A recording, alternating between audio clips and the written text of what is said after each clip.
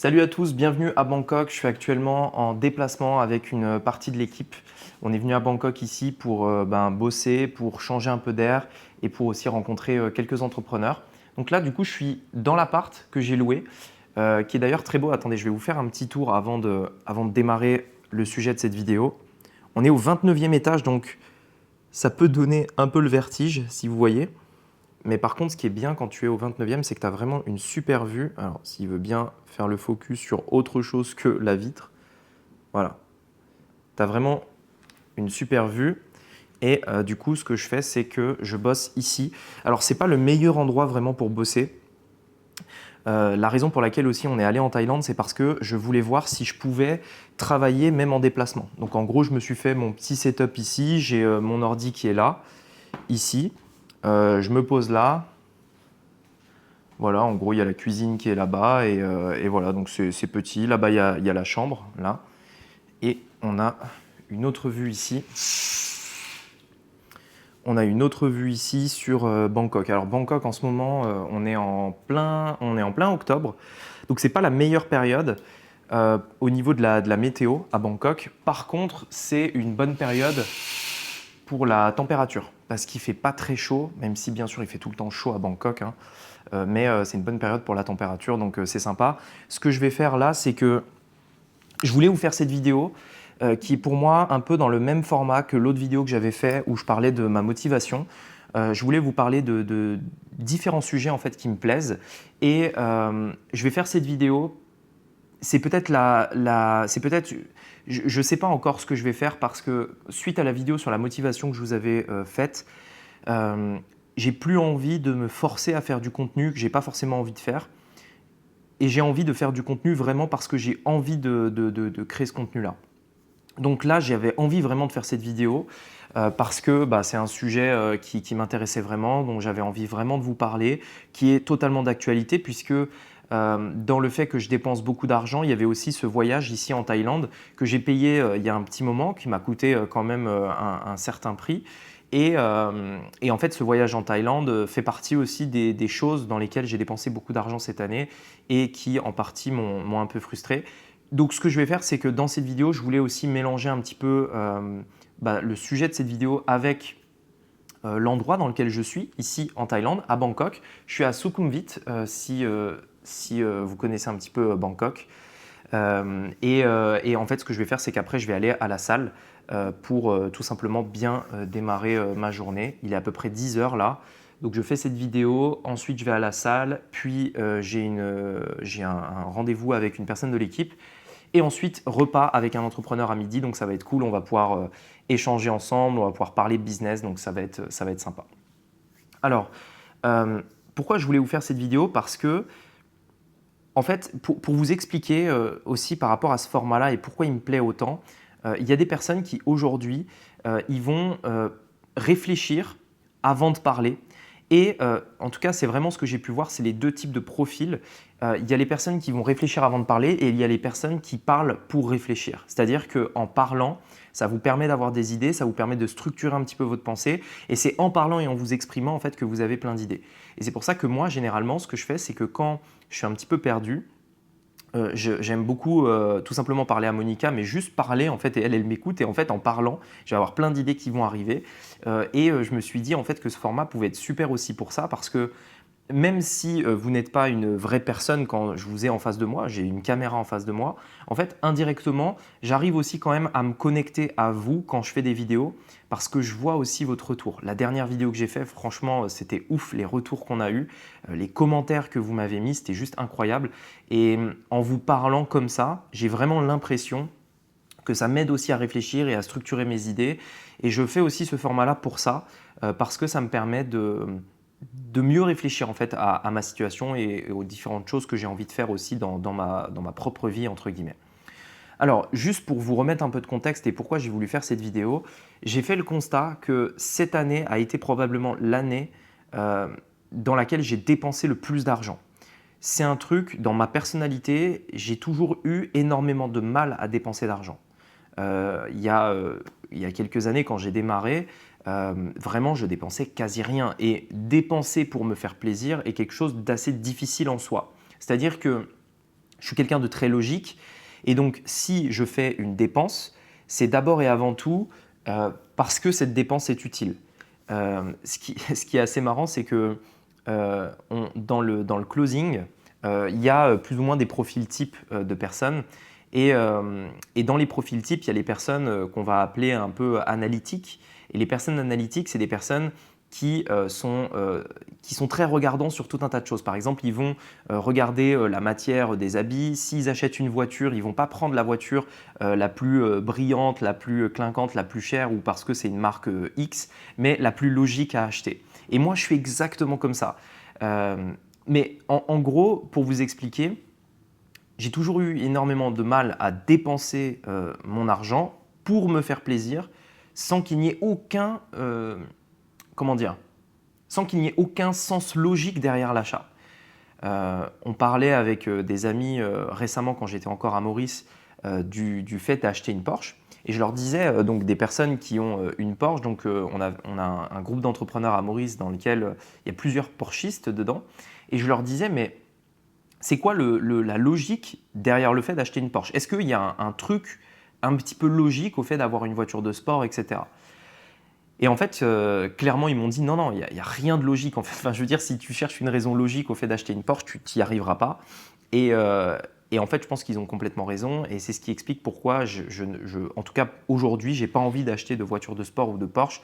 Parce qu'en fait, j'arrive pas à débloquer ce truc en moi pour l'instant, de pouvoir un petit peu dépenser mon argent comme ça dans des choses illogiques. Malgré tout, cette année, j'ai dépensé beaucoup trop d'argent par rapport à ce que j'aurais voulu, mais sans forcément m'en rendre compte.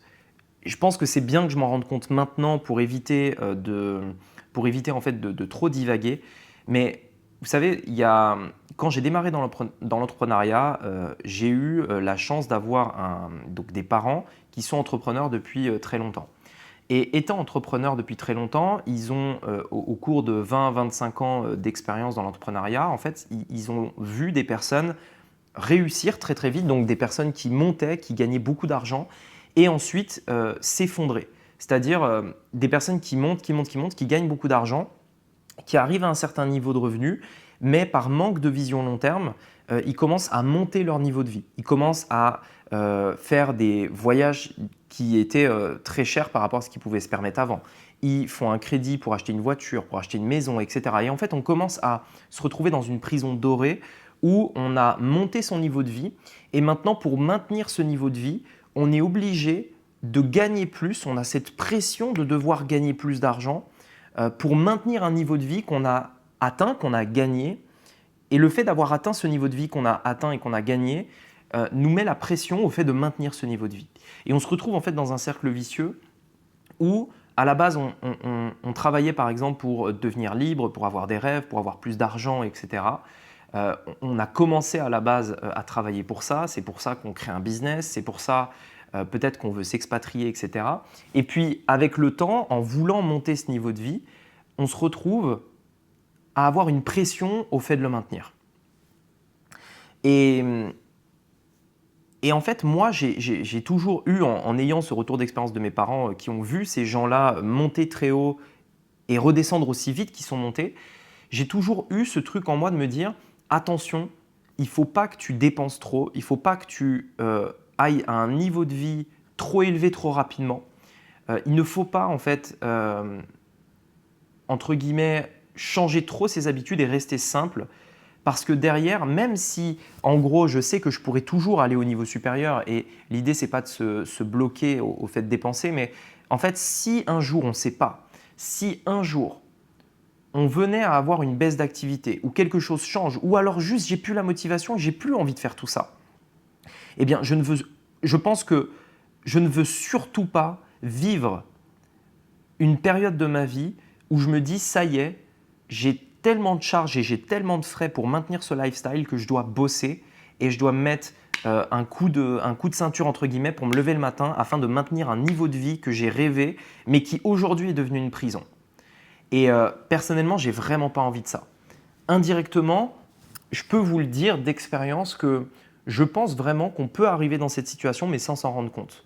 Ayant conscience de ça depuis toujours parce que mes parents m'en ont parlé, etc. Eh bien, en fait, j'ai toujours fait très attention. Mais quand tu fais le bilan à la fin de l'année et que tu te dis, OK, dans quoi j'ai dépensé mon argent, il y a tellement de conneries, de choses où vraiment tu aurais pu t'en passer qui t'apportent rien, que tu te dis, ça n'a aucun sens. On a fait des restaurants à plusieurs centaines d'euros. J'ai fait plusieurs fois des voyages en business et après, en y réfléchissant, je me demande si vraiment c'était utile. Ça, c'est mon côté logique, encore une fois. J'adore faire des voyages en business, mais il y a toujours après mon côté rationnel qui me dit, c'était mon ami Roman qui me disait, il me donnait cet exemple-là qui était marrant. Il disait en fait le truc c'est que si tu fais de la business, imagine par exemple tu payes un billet en business à 5 000 euros. Il dit en fait c'est exactement comme si tu payes ton billet business 5 000 euros, c'est exactement comme si tu prenais un billet éco à 1 000 euros et que quand tu arrives à l'aéroport au duty free, donc au magasin, tu claquais 4 000 euros dans le duty free. Donc tu achètes des trucs à 4 000 euros, etc. Quand tu sors de l'aéroport, tu as dépensé la même somme. Et en fait, c'est vrai parce que du coup, quand tu payes un billet 5-6 000 euros, en fait, tu arrives à l'aéroport, tu as perdu 6 000 euros. Alors que si tu prends le même billet en 12 heures, par exemple, de vol, et que tu le payes 1 500 euros, tu viens d'économiser 5 000 balles. Voilà, bref, ça fait réfléchir, mais c'est toujours pareil en fait. C'est un peu le truc dont je disais dans la vidéo sur je ne suis plus motivé. C'est indirectement, on est influencé. On voit par exemple des gens faire de la business, des choses comme ça. Et moi-même d'ailleurs, j'ai plus envie de profiter, enfin de contribuer pardon, à cet écosystème de montrer des choses et après ça frustre des gens qui ne pourront pas forcément le faire, etc. Enfin bref. Mais d'ailleurs, ça n'a jamais été mon intention, mais j'ai l'impression que ça peut le faire de façon indirecte. Euh, En fait, on voit ça et du coup, à la fin de l'année, on regarde et on fait le bilan et on se dit, OK, dans quoi j'ai dépensé mon argent et est-ce que vraiment c'était utile. J'ai dépensé mon argent pour faire des voyages en business, j'ai acheté une nouvelle voiture. Ça, pour le coup, je pense que c'était peut-être le vrai achat plaisir dans lequel je suis content. Euh, j'ai pas changé de maison, bien que je pourrais. Je suis très bien là où je suis, etc. Donc ça reste quand même modéré à mon niveau, mais c'est toujours trop. Et il y a aussi d'autres dépenses au niveau du business. Au niveau du business, bon, qu'est-ce que je disais la dernière fois? Il y a toujours un mec qui tape au moment où je fais une vidéo. C'est quand même fou. Je suis dans un immeuble et il y a un mec qui s'est mis à taper. Je ne sais pas si vous l'entendez. Mais il y a un mec qui s'est mis à taper sur une planche. C'est vraiment au moment où tu veux faire une vidéo qu'il y a toujours un mec qui se décide de taper sur un truc. Bon, bref. Euh, du coup, je disais, en gros, oui, il y a le fait des dépenses personnelles, mais il y a aussi les dépenses dans le business. Parce que en fait, tu peux aussi tomber dans ce truc-là dans le business où tu te dis c'est bon pour le business donc j'investis, c'est bon pour le business donc j'investis, etc., etc.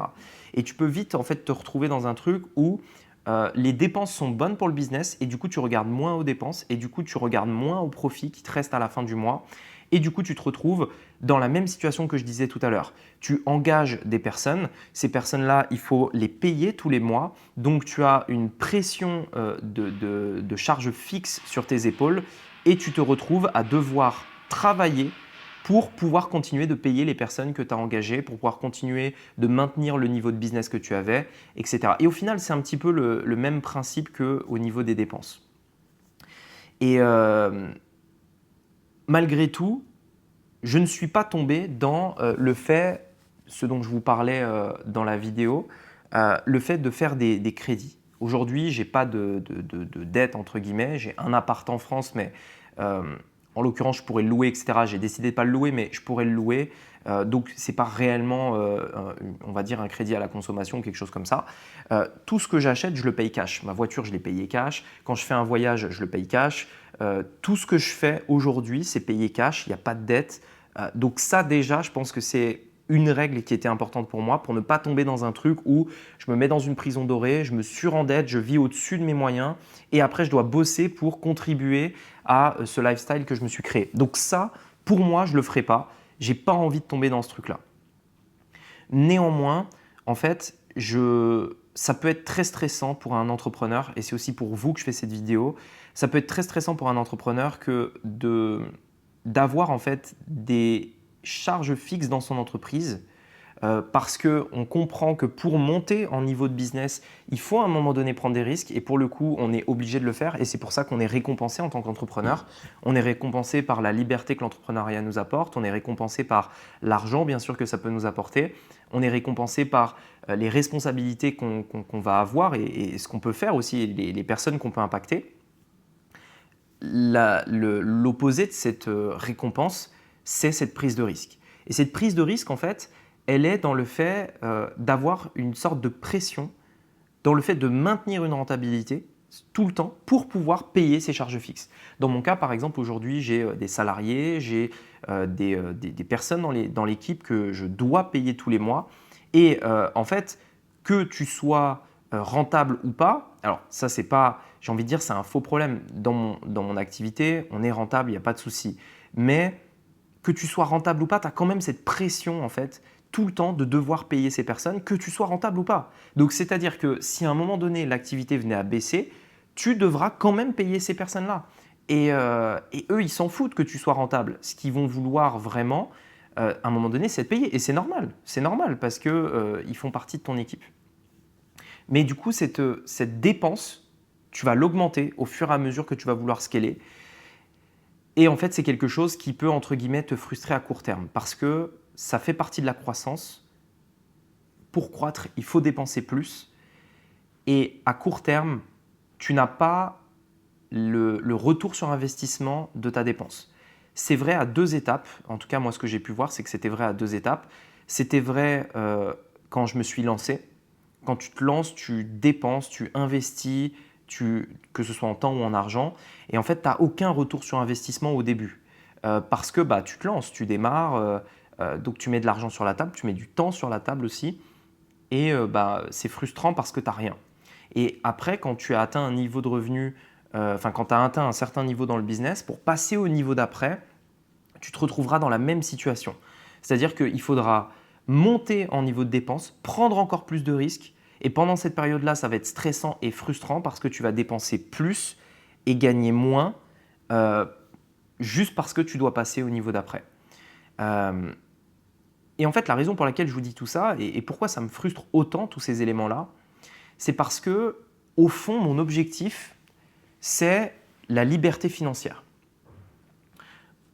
Je suis libre financièrement par rapport à ce que je fais dans ma vie. Mais quand je parle de liberté financière, je parle de la liberté financière vraiment finale, absolue. C'est-à-dire, tu peux ne pas ouvrir l'ordinateur pendant 1 an, pendant 10 ans, tu gagnes quand même de l'argent. Et ça, c'est au-delà de la liberté financière, c'est le fait d'être rentier. Et l'objectif de ça, c'est pas de rien faire. Mais l'objectif de ça, c'est d'arriver à cette situation où tu as le choix et tout ce que tu fais, tu ne le fais pas pour avoir des résultats absolument, pour avoir une rentabilité absolument, mais tu le fais parce que c'est quelque chose qui t'anime, parce que c'est quelque chose dont tu as besoin. Typiquement, aujourd'hui, moi, mon rêve, typiquement, ce serait de typiquement faire uniquement des choses qui te plaisent et tu fais ça parce que tu as envie de te challenger, parce que tu as envie de faire partie d'un groupe de personnes qui sont plus ou moins dans la même thématique. Typiquement, si tu es entrepreneur, tu as envie d'être avec des entrepreneurs et pour être avec des entrepreneurs, il faut en être un toi-même. Donc, tout ça est aussi lié, mais c'est vraiment le fait de choisir tout ce que tu veux faire. Et mon objectif étant celui-ci, moi, je vois vraiment deux manières d'arriver à ça. La première, c'est si vous êtes en France, par exemple, vous pouvez très bien investir dans l'immobilier. Et c'est très intéressant en France parce que comme on a beaucoup d'impôts, l'intérêt pour réduire le fait de payer des impôts, ça va être de réinvestir ces bénéfices, de pouvoir les mettre dans l'immobilier, etc., etc. Quand on est expatrié, pour moi qui est la deuxième solution, celle que j'ai choisie, quand on a une source de revenus qui génère du cash en tant qu'expatrié, l'immobilier est moins intéressant parce qu'on aura moins accès à l'effet de levier que sont les banques. Par contre, on a du cash et ce cash, on peut l'investir en bourse. Et donc pour moi, il y a vraiment, les personnes qui sont en France ont vraiment cet intérêt à investir dans l'IMO et ceux qui sont expatriés ont vraiment cet intérêt à investir en bourse parce qu'on a moins accès au levier bancaire et en plus de ça, on n'a pas de taxes quasiment, enfin ça dépend où vous êtes, mais à Maurice typiquement, il y a 0 taxe sur les plus-values en bourse. Donc si en gros j'ai des actions en bourse, je vais avoir 0 taxe sur mes dividendes. Ici en local, bien sûr, si j'investis dans des sociétés américaines, il y aura une retenue à la source, mais bref, en gros, c'est vraiment quelque chose qui va être net d'impôts. Et ça, c'est quelque chose de très important parce que moi, c'est mon objectif. Étant expatrié, l'un de mes objectifs, c'est tout simplement le fait de ne payer, le fait d'avoir des sources de revenus qui sont uniquement issues de la bourse. Et pour ça, je dois générer un maximum de cash et l'investir. C'est pour ça que je mets 8 000 € par semaine en bourse. Mais j'ai envie d'aller plus vite. Pourquoi? Parce que je sais que je peux aller plus vite. Parce que j'ai tout autour de moi pour aller beaucoup plus vite. Et c'est toujours pareil en fait. On va se comparer aux personnes qui sont au-dessus de nous. Et en fait, ce qui me frustre quand je dépense dans des conneries, c'est le fait que cet argent-là, si je l'avais mis par exemple en bourse, si je l'avais investi dans des actions, etc., eh bien en fait, je renforcerais encore une fois mes positions et je pourrais devenir encore plus libre financièrement, encore plus rapidement. Et c'est ce qui me frustre, entre guillemets, encore plus davantage. Donc, voilà, c'était un truc dont je voulais vous parler parce que pour moi, c'est vraiment important de ne pas tomber dans des dépenses qui sont inutiles et toujours d'essayer de se dire c'est quoi en fait, les achats que vous faites, à quoi ils vous servent vraiment, tu vois, quelle est l'utilité de ces trucs futiles pour la plupart, quelle est leur utilité et comment vous pouvez mieux utiliser votre argent pour vraiment avoir cette liberté financière, au-delà du business, au-delà de votre activité, mais vraiment préparer la retraite, avoir une source de revenus stable, etc. C'est quoi en fait vraiment la raison de pourquoi vous faites tout ce que vous faites au jour le jour? Et si vous perdez ça, c'est très compliqué derrière d'avancer. Moi, je vous le dis, l'une des choses qui me motive le plus, c'est quand je vois par exemple des dividendes qui proviennent des entreprises dans lesquelles j'investis et qui m'envoient tous les mois de l'argent. Et pour ça, je n'ai absolument rien à faire. J'ai investi mon argent et c'est entre guillemets mes rentes, c'est ma retraite entre guillemets. Mais je veux arriver à des très hauts niveaux de revenus dans ce domaine-là. Et c'est vrai que quand je dépense dans des choses qui ne sont pas utiles, eh bien du coup, ça me freine dans le fait d'investir plus dans ces solutions-là et donc de gagner encore plus d'argent. Et de me sécuriser, comme je vous le disais un peu plus tôt dans la vidéo, de me sécuriser ouais, tout simplement. La sécurité, c'est l'un de mes gros pourquoi. Donc voilà, en tout cas, j'espère que ce genre de format vous plaît. Vous me direz dans les commentaires. Ce que je vais faire là, du coup, c'est que je vais aller un petit peu à la salle. Je vais faire quelques exercices. Et puis, j'essaierai, si vous avez envie, de faire une vidéo un petit peu sur le voyage à Bangkok. Qu'est-ce qu'on a fait, un petit peu, peut-être même aussi le quartier, peut-être même vous présenter un petit peu l'hôtel dans lequel je suis. Vous me direz si c'est éventuellement un truc qui vous plaît. Ce que je vais faire, c'est qu'à la limite, je vais prendre la caméra avec moi, je vais vous emmener là où je vais faire du sport, comme ça je vous montre quelques autres parties de l'hôtel. Et puis ensuite, dans quelques jours, on va aller à Bali. Donc pareil, ça dépendra si je suis motivé ou pas, mais si j'ai la motivation, je vous ferai quelques vidéos, si j'ai envie de faire quelques vidéos. Sinon, je resterai focus sur mon business parce qu'en ce moment, je travaille sur pas mal de trucs et j'ai envie vraiment d'avancer sur les trucs là actuellement qui, je pense, vont être les plus gros leviers pour mon activité. Donc voilà, je vous tiendrai au courant. On va aller à Bali dans quelques jours et là, en attendant, go à la salle avant un petit rendez-vous qui va être dans à peine 30 minutes. Donc ça va être une petite séance. Allez, let's go. Il y a Monica avec moi. Alors, on va aller au 8e.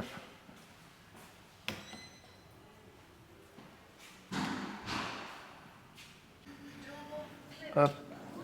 On est au 8e, donc ici, il y a la piscine de l'hôtel. Là, il y a une salle de réunion ici. Nous, on va aller à la salle de sport. Attends, je vous montre vite fait. Ça ressemble à ça. Donc en face, c'est le Hilton. Et là, vous voyez, il y a la piscine de l'hôtel qui est vraiment, c'est vraiment stylé.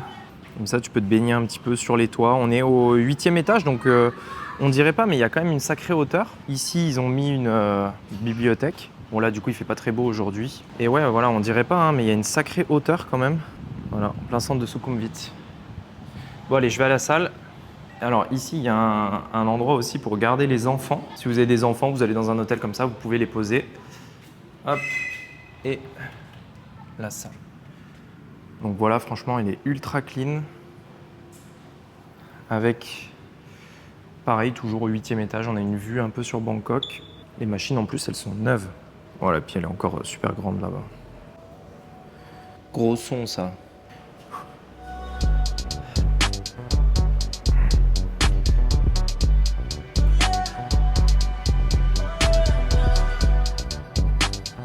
Ever since I was a chick, knew I was a shit. Shawty keep wanna come round, she wanna get hit. She say she done made me, can I get her by my side? Ok, c'est donc ainsi que se termine cette vidéo. J'ai fait une séance courte, mais c'est mieux que rien. Donc voilà, j'espère en tout cas que ce format vous plaît. Si c'est le cas, dites-le moi en commentaire. Et tout simplement, dites-moi les sujets que vous aimeriez que j'aborde. J'ai tellement d'autres sujets à vous présenter. Et puis, si ça vous intéresse éventuellement que je filme un petit peu quand je serai à Bali, que je vous montre quelques endroits sympas qu'on va faire ici à Bangkok, n'hésitez pas à me le dire. Voilà, je vous dis à très vite et que vos business se portent bien. À bientôt.